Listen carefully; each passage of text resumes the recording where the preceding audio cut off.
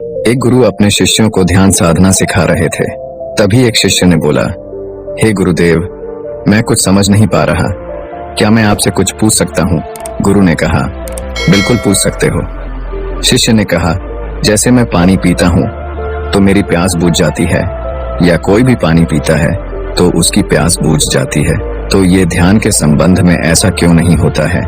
जब हम आपके कहे अनुसार एक जैसा ही ध्यान करते हैं तो हम में से कोई पहले या कोई बाद में, तो कोई कभी भी ध्यान की स्थिति को प्राप्त कर ही नहीं पाता। ऐसा क्यों होता है गुरुदेव? जैसे पानी से सबकी प्यास बुझ जाती है, वैसे ही ध्यान से सबके ज्ञान चक्षु खुल जाने चाहिए, पर ऐसा नहीं होता है। गुरुदेव ने कहा, कल किसी ने हमें भोजन पर आमंत्रित किया है, कल तुम मेरे साथ चलना, मैं तुम्हारे प्रश्नों के उत्तर वही दूंगा। अगले दिन दोनों गुरु शिष्य भोजन के लिए एक धनी व्यक्ति के पास पहुंचे। उस धनवान व्यक्ति की पत्नी ने उन्हें भोजन पर बुलाया था। दोनों गुरु शिष्य भोजन करने के लिए बैठ जाते हैं। उन्हीं के साथ उस स्त्री का पति भी भोजन के लिए बैठा हुआ था। उसने अपने सभी नौकरों पर चिल्लाकर कहा कि यह क्या बेकार सा भोजन बना रखा है, इसमें कोई स्वाद नहीं है। वह धनवान व्यक्ति भोजन की थाली फेंककर नौकरों से कहता है कि जाओ, दोबारा ढंग का खाना बनाकर लाओ। धनी व्यक्ति की पत्नी ने उन दोनों गुरु शिष्य से क्षमा मांगकर उन्हें भोजन परोसने लगी। फिर दोनों ने भोजन किया, लेकिन गुरु ने अपनी थाली में 2 रोटी छोड़ दी। गुरु ने उस स्त्री से कहा कि पुत्री, क्या तुम मुझे यह 2 रोटी बांध कर दे सकती हो? स्त्री ने उन रोटियों को बांध कर दे दिया। उसके बाद दोनों गुरु शिष्य वहां से चले आए। रास्ते में गुरु जी ने शिष्य से पूछा कि तुम्हें भोजन कैसा लगा? शिष्य ने कहा, भोजन तो अति स्वादिष्ट था, मुझे बहुत ही पसंद आया, मुझे वहां भोजन करके बहुत ही अच्छा लगा। फिर गुरु ने कहा, क्या इससे अधिक तुम्हें और कुछ नहीं लगा? शिष्य ने कहा, इससे अच्छा और क्या लग सकता है गुरुदेव, मेरी भूख मिट गई, मेरा पेट भर गया। फिर गुरुदेव ने कहा, भोजन तो अच्छा था, लेकिन उस स्त्री के पति ने भोजन स्वादिष्ट नहीं है, ऐसा क्यों कहा? भोजन तो अच्छा बना था, भोजन तो एक जैसा ही था, तो फिर उसके पति को भोजन पसंद क्यों नहीं आया? शिष्य ने कहा, आप ठीक कहते हैं गुरुदेव, मैं तो कुछ समझ ही नहीं पा रहा हूँ, आप ही कुछ बताएं। गुरुदेव ने कहा, अभी तुम मेरे साथ इस मार्ग पर चलते रहो। गुरु शिष्य चलते चलते बहुत दूर निकल आए। शिष्य ने गुरुदेव से कहा, गुरुदेव, हम हमारे आश्रम के मार्ग पर तो नहीं है, फिर हम इस मार्ग से कहाँ जा रहे हैं? गुरु ने कहा, बस चलते रहो। बहुत दूर चलने के बाद एक फटेहाल व्यक्ति गुरु जी के सामने आ गया और उनके चरणों में गिर पड़ा और बोला, परमात्मा, मेरी मदद करो, मैं 3 दिन से भूखा हूँ, मैंने कुछ भी नहीं खाया है, आप कृपा करके मुझे कुछ खाने को दें। गुरुदेव ने उस व्यक्ति को एक पेड़ के नीचे बैठाया और उन 2 रोटियों को निकाल कर दिया जो उस महिला ने उन्हें बांध कर दिया था। रोटियों को देखते ही उस गरीब व्यक्ति के आंखों में चमक आ गई। उसने तुरंत उन रोटियों को खा लिया। खाते समय उस व्यक्ति के आंखों से आंसू निकल रहे थे। वह रो रहा था और रोटियों को खाता जा रहा था और अपने हाथ से इशारे कर रहा था, जैसे वह किसी अदृश्य शक्ति को कह रहा हो कि तेरा धन्यवाद। इस रोटी के लिए खाने के बाद उसने गुरुजी को प्रणाम किया और धन्यवाद कहा। गुरुजी ने उस व्यक्ति से पूछा कि भोजन का स्वाद कैसा था? उसने कहा, स्वाद तो कहीं था ही नहीं, उन रोटियों में केवल जीवन था। परमात्मा, ये रोटियां नहीं थी, गुरुदेव, यह साक्षात जीवन था। ये बातें कहकर वह व्यक्ति वहां से चला गया। गुरु ने शिष्य से कहा, देखो, भोजन वही था, एक व्यक्ति को उसमें स्वाद नहीं आता, तुम्हें उसमें स्वाद आया, तुम्हें भोजन पसंद आता है, लेकिन वहीं एक व्यक्ति को इस भोजन में स्वाद नहीं आता, बल्कि वह इसमें ईश्वर, परमेश्वर और जीवन को देख लेता है। इसी से पता चलता है कि व्यक्ति और भोजन के तृप्ति में भी अंतर है। पहले व्यक्ति की इसमें कोई तृप्ति नहीं होती, तुम्हें थोड़ी तृप्ति होती है और इस फटेहाल व्यक्ति को अनंत तृप्ति होती है। ऐसा ही ध्यान के संबंध में भी होता है, जिसको जितनी ज्यादा प्यास होती है वह उतनी ही जल्दी मार्ग बना लेता है। उस शिष्य की जिज्ञासा का समाधान हो चुका था। दोस्तों, जो लग जाए वो मन नहीं है, मन का स्वभाव ही है भागना।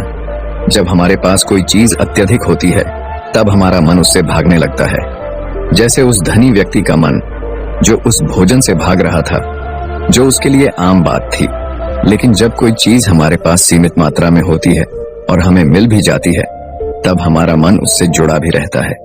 तब हम उस चीज की अहमियत अपने जीवन में थोड़ी बहुत रखते हैं। जैसे उस शिष्य का मन उस भोजन से थोड़ा बहुत जुड़ा हुआ था, तो उसने उस भोजन के स्वाद को भी जाना।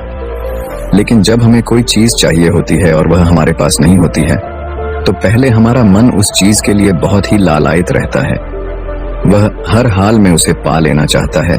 लेकिन जब कोई चीज प्राणों से जुड़ी हुई हो, जैसे कि वह 2 रोटी, और जब बात प्राणों पर आ जाए तब मन गायब हो जाता है।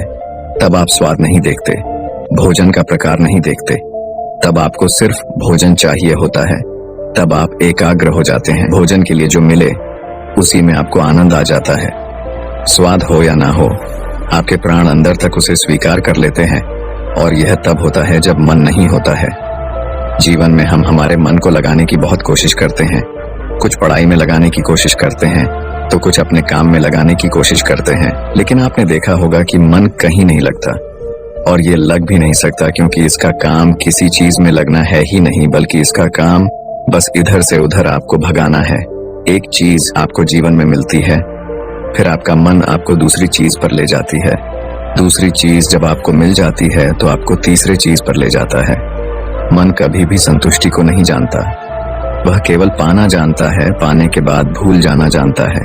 जो मिल गया उसे छोड़ देने की आदत होती है, जो छूट गया उसे फिर से पा लेने की मन की आदत होती है। अपने जिंदगी के पिछले हिस्से को देखें और जानें कि क्या आपका मन कहीं लगा है, कहीं रुका है, या वह केवल आपको अभी तक बस भगा ही रहा है। अब सवाल ये आता है, अगर मन का काम भागना या भगाना ही है, तो क्या जिंदगी भर हम भागते ही रहेंगे? क्या हम कहीं रुकेंगे नहीं? ध्यान से देखो तो जिंदगी ऐसी ही है। जन्म से लेकर मृत्यु तक इंसान भागते ही रहता है, कभी किसी चीज के पीछे, कभी किसी इंसान के पीछे। लेकिन फिर कुछ इंसान भागना बंद कर देते हैं, तब चीजें उनके पीछे भागती है। वह किसी चीज के पीछे नहीं भागते हैं। इसका सबसे बड़ा उदाहरण स्वयं गौतम बुद्ध हैं। हम लोग कैसे अपने जीवन में ठहराव ला सकते हैं? कैसे हम अपने जीवन में एकाग्रता ला सकते हैं? कैसे हम अपने जीवन में अपने मन को हमें नियंत्रित करने से रोक सकते हैं? और इसका एक ही रास्ता है, वो है ध्यान। ध्यान आपके जीवन को व्यवस्थित बनाता है। मन भागता है, ध्यान ठहराव बुलाता है। मन लालच देता है, ध्यान लालच को देखने की शक्ति देता है। मन कहता है दूसरी चीज को पकड़ लो, ध्यान कहता है जो मिला है उसी में खुश रहो। जीवन में ध्यान एकाग्रता लाता है, लेकिन ध्यान को लेकर भी हम भ्रमित रहते हैं। ध्यान का मतलब आंखें बंद कर बैठ जाना ही समझते हैं। एक छोटी बच्ची बहुत ही अच्छी बांसुरी बजाती है, और जब वह बांसुरी बजाती है तो उसका मन उसके सुर में खो जाता है। उसके प्राण केवल उस बांसुरी के धुन में ही रम जाती है, और यही उसका ध्यान बन जाता है। लेकिन ऐसा इसलिए होता है क्योंकि इस लड़की को उस बांसुरी में रस आता है, आनंद आता है। यही उसकी प्रकृति है। वो वही कर रही है जो वह हो सकती है। एक अध्यापक है, जब वह अपने छात्रों को पढ़ाता है तो उसमें खो जाता है। वो अपने प्राणों से पढ़ाने का आनंद लेता है, उसमें रुचि है, उसे यही उसकी प्रकृति है। जब वो पढ़ा रहा होता है तब उसके मन में कोई हलचल नहीं होती। वो तब ना तो भूतकाल की बात सोचता है, ना ही आने वाले भविष्य की चिंता करता है। वह केवल वर्तमान क्षण में ही रहता है, और यही उसका ध्यान है। जो व्यक्ति जो है, अगर वो वही होने लगे तो उसमें अपने आप ही ध्यान उत्पन्न होने लगता है, वो एकाग्र होने लगता है। लेकिन जब व्यक्ति कुछ होने की कोशिश करता है तो उसका मन हावी होने लगता है, एकाग्रता टूट जाती है, और तब हम भागते रहते हैं। जीवन में हमें सब कुछ मिल जाता है, तब भी हम सोचते रहते हैं कि कुछ रह गया है, और ये अधूरापन कभी कम नहीं होता, क्योंकि जो आप हो सकते थे, जो आपकी प्रकृति थी, वो आप नहीं हुए। आप जीवन में बाकी सब कुछ हो गए, लेकिन जिन कार्यों में आपका गुण था, आप वही नहीं हुए। ऐसे ही आप हमेशा अधूरे रह जाते हैं। तब मन कहीं नहीं लगता। मन की प्रकृति ही लगने की नहीं है, जो लगता है वो एकाग्रता है, वो ध्यान है। और जहां आपको एकाग्रता मिल जाए, समझ लेना कि वही आपके लिए बना है, और उस पर चलकर आप संपूर्ण हो सकते हैं। तो दोस्तों, कैसी लगी आपको आज की कहानी? कमेंट करके जरूर बताना, और अच्छी लगी तो इस चैनल को सब्सक्राइब कर लेना। नमो बुद्धाय।